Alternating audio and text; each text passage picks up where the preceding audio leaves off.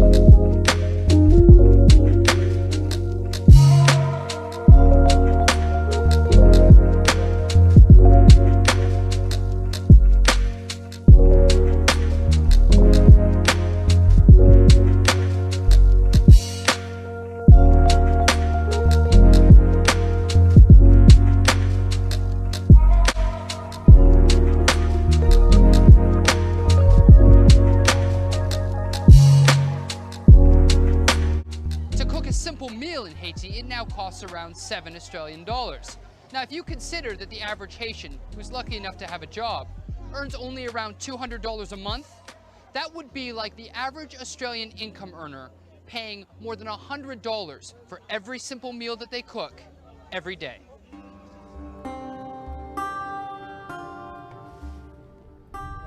Instead, people have been turning to one of the few things that they can afford to eat: mud.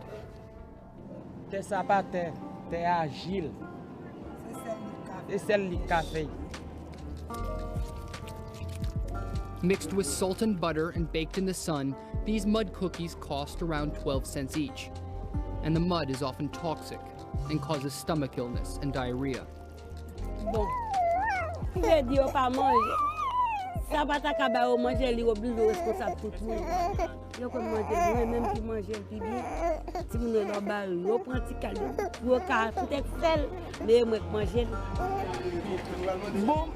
pas problème manger quoi parce que nous même malheureux nous laisse ça en close dans ventre nous parce que nous avons problème.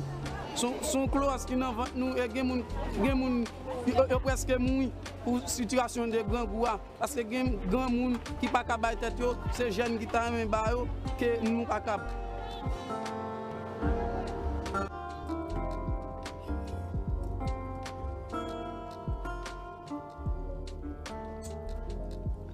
When I first meet 61-year-old Paulette Camille, she's sharing a single foil-wrapped biscuit between herself and two of her grandchildren. Mais tout événement qui passe, il pas qu'on dit que bon événement ça a pire. Ça a pire. Ça a dû en pile. Première fois dans ma vie, ça a réussi pire. Pour si ma midi a vendu $8. Bien côté tu pas foutre acheter. Ou pas acheter, ou pas garder mon cap manger, pas acheter. Ou pas acheter même demi-go de poids pour mettre dans le feu. Soumettre un petit peu de poids dans une version sœur ou frère qui faut cadeau un peu.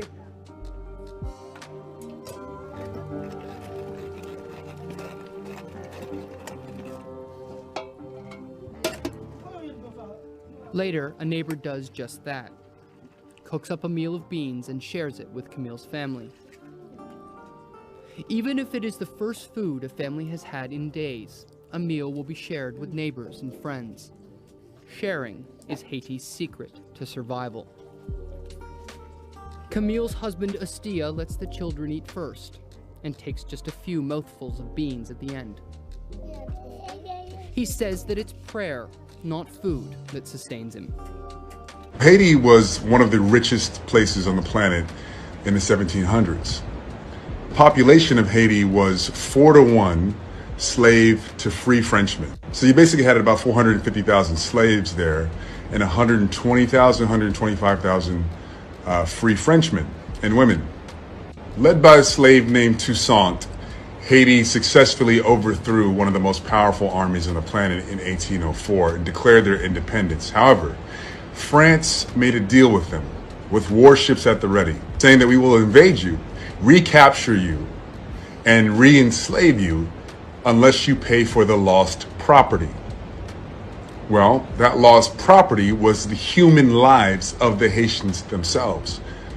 So France slapped Haiti with a $21 billion bill. That's $21 billion in today's money. It took until 1947 to pay off the initial loan. It took Haiti almost 150 years to pay off that loan. And obviously you guys know about loans and financing and debt, so how did Haiti pay that money off? Especially because France forced them to give them 50% off of their products. So Haiti was accounting for 3/4 of the world's sugar at the time, and I think a quarter or maybe 1/3 of the entire slave trade at the time. Saint-Domingue was also known as the capital of the slave trade in the West Indies, and also the worst place for a slave to end up because it was so brutal, torturous, and you could be raped and kidnapped at any point in time and sent anywhere in the world. So that debt was financed and collected by French banks, as well as an American bank that was established in 1812, which is called Citibank. That's right. Your bank has been collecting money from Haitian people to pay for their own freedom since 1812 and stopped only in 1947. With the natural resources and the people working the land that Haiti had, it should have been one of the richest countries in the world. But the transfer of wealth from Haiti to France and Haiti to French banks and Haiti to American banks to finance what is called the independence debt, which is no more than a debt for the descendants of slavery to continue to pay the countries and the people that enslaved them for their own freedom. It's well documented. It's well documented that the debt was based on slave owners losing their property. In 2004, the Haitian government demanded that France pay back the billions of dollars that it forced the Haitian people to pay for its own freedom. So think about this. It's like France had their warships ready, just basically gangstered their way into Haiti's pockets. After Haiti beat the French military in 1804, by 1825, France had warships at the ready, off the coast of Haiti, looking at the island like, nice island you got there. Be a real shame if something happened to it. Okay? So basically France is like, nice island you got there.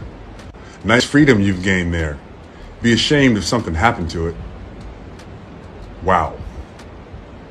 That's the most gangster, ridiculous, disgraceful shit I've ever heard in my life. In 2004, the Haitian government demanded that France pay back the billions of dollars it paid to protect its own borders and to be a sovereign nation. Can you imagine if you had to pay somebody so that they wouldn't attack you? If you had to pay somebody so that they wouldn't enslave you? If you had to pay somebody because your great-grandparents had been kidnapped and held hostage, and the price that you had to pay for a free life was billions of dollars to the people who did it.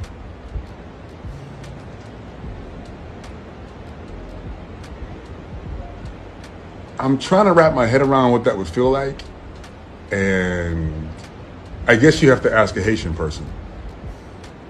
Wow, France, really? Really? And after the Haitian government demanded that France pay back the billions of dollars that it unfairly had to pay to France to keep their sovereignty, to keep their freedom, to keep their lives, 11 years later in 2015, France said, fuck you.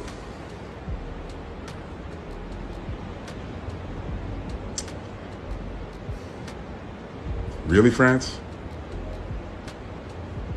Wow, that's not going to age well. So if you've ever wondered why Haiti's so poor, ask France.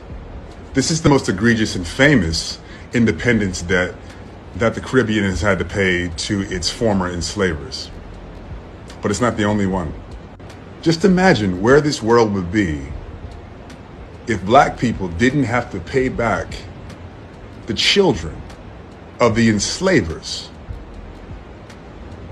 Now, I really want you to think about that for a second. Where would this world be if the descendants of slaves didn't have to pay back the descendants of the slave owners? The descendants of slaves had to pay back a debt to the people who enslaved them and their children and their children and their descendants.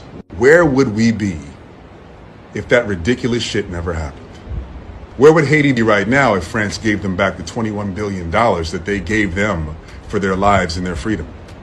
People refer to reparations as if it's not owed, as if it's a controversial stance.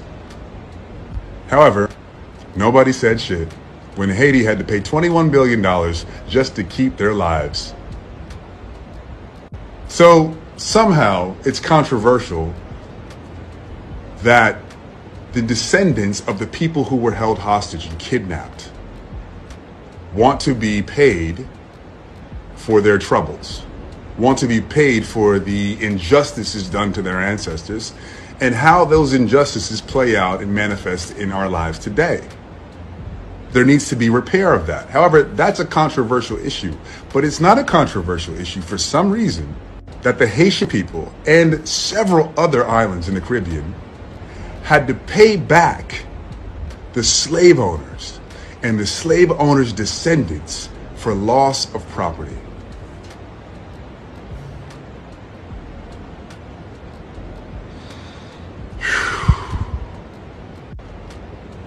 Is it starting to sink in?